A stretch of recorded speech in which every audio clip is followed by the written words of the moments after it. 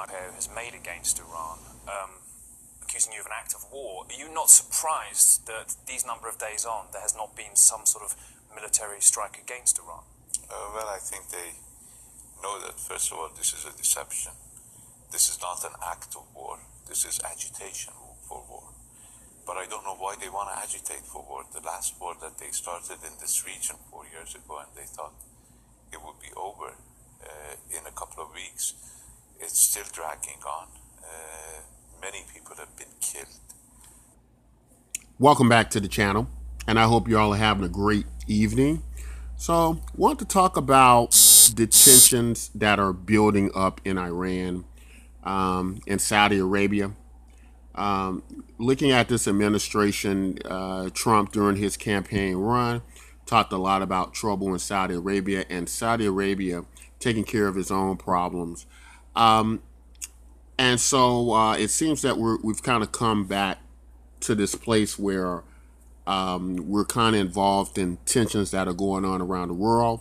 A lot of Americans don't want to be in a situation where they find themselves back in endless wars, still having problem getting out of Afghanistan. You know, nobody wants war. So how is it that we keep ending up back to this place?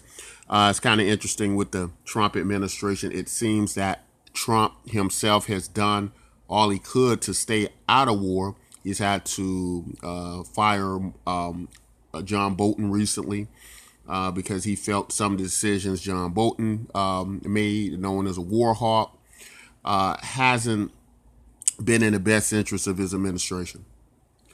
But the kind of ongoing joke too, we're hearing quite a bit around the internet, is that it's always we're on the verge of the war when we're when we have the Republican presidents in.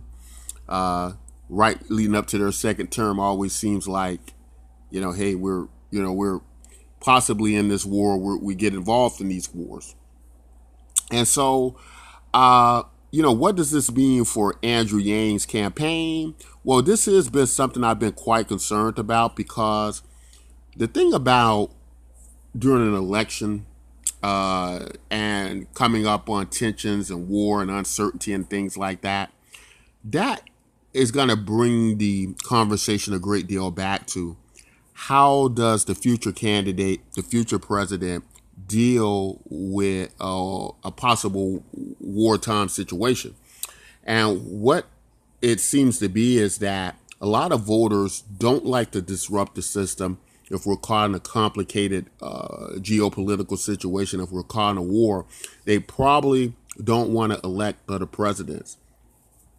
But we're also at a very significant time in our history where people are so much more well informed about the deceptions that have been created by war. If you think back to the early 2000s when we first got into Iraq and Afghanistan, we were quite still naive Americans when it came to the sophistication of the political system, right?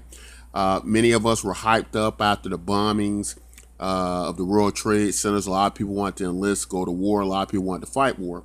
And it was only later when it was discovered that it was all a big lie, that we really start to get on the bandwagon of, you know, we have a country that potentially gives us wrong information. And although this had been going on years prior, the Gulf of Tonkin incident and a variety of things, I think Americans were still very much in the dark with that idea of that the information provided by our country doesn't have to be legitimate information.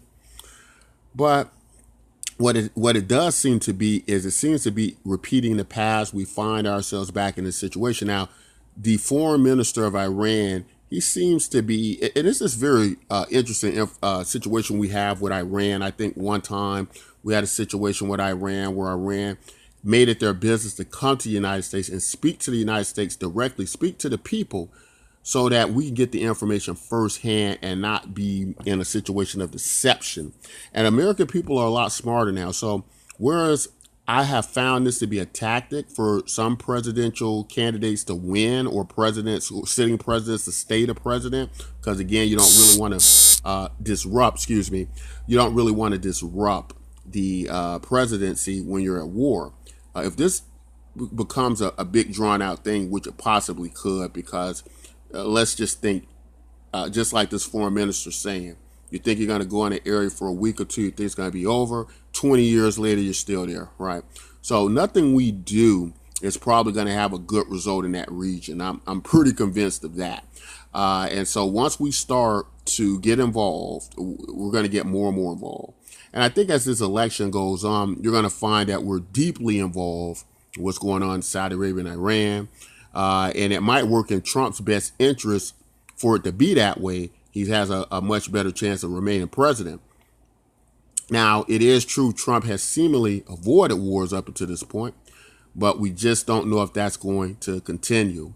So that's something for the Andrew Yang campaign to be aware of, although I think Americans are smarter now, and they might not want to make the same decisions as they did before. If they see a president that's going down that route, it could very well be that we're going to be more prone to elect someone else and let that person pull us out of there right away, right? Withdraw right away so we don't have this problem, and try to correct it, because there's never going to be a good way to get out of a country. We found that out historically, that there's never going to be a proper time. It's never going to be a good time to draw down. It's not going to be a good drawdown period.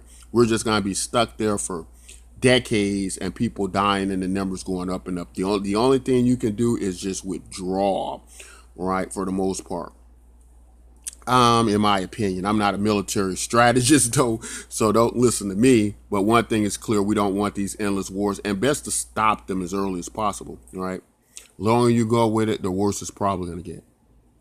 But anyway, let's talk about great Americans, right? So I was thinking about Mr. Andrew Yang, and I was thinking about, we've never had a situation in governments in history where the value of the citizens were put above the government for the most part. At least I can't think of one.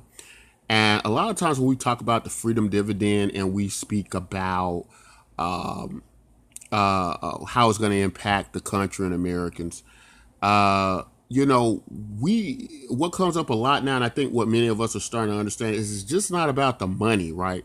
The money is good for our economic health, right? But it is something about when a country values its citizens, that and just basically goes and says, look, you're a citizen of this country. Your basic needs are going to be met.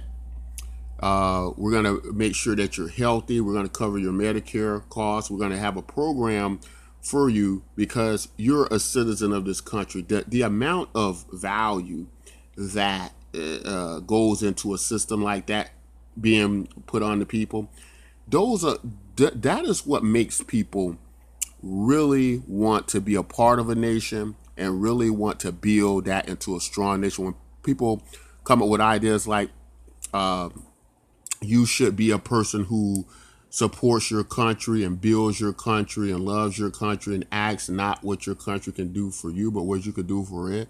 When you know your country has your back, I think those type ideas are more prone to happen, right? And so Andrew Yang is looking like when he becomes president, he's going to be the first person in history, but also just probably the first government in all of history that really put its citizens first and created a value system more than just what we get with the GDP, right? Where the government actually cared more about its people than numbers, right? And I don't think we've ever had that before. I think it's only one country in the world right now that might fit that bill. I believe it's called the nation of Bhutan, and they value the quality of their country based on the happiness of their citizens, right? You can look that up. Bhutan is quite interesting. Now, there are some problems with Bhutan. The way that Bhutan is situated and its lack of natural resources and the like. I believe that they worry a great deal about the sustainability of Bhutan, and I believe they have foreign aid from other nations, right? So that is a problem in speaking of sustainability. But as far as the core idea and concept, I think it's fantastic, and I think Andrew Yang might be the first person ever in history to be able to pull this off in a way where we'll have people that are valued to that level. And I just would love to see what that looks like and what that means. This could be just a whole new shift and change in governmental systems, unlike we've never seen before. But it's going to be all very interesting to watch. And that's all I guess I got to say in this video. If you all like content like this, don't forget to like and subscribe. And until next time, take care.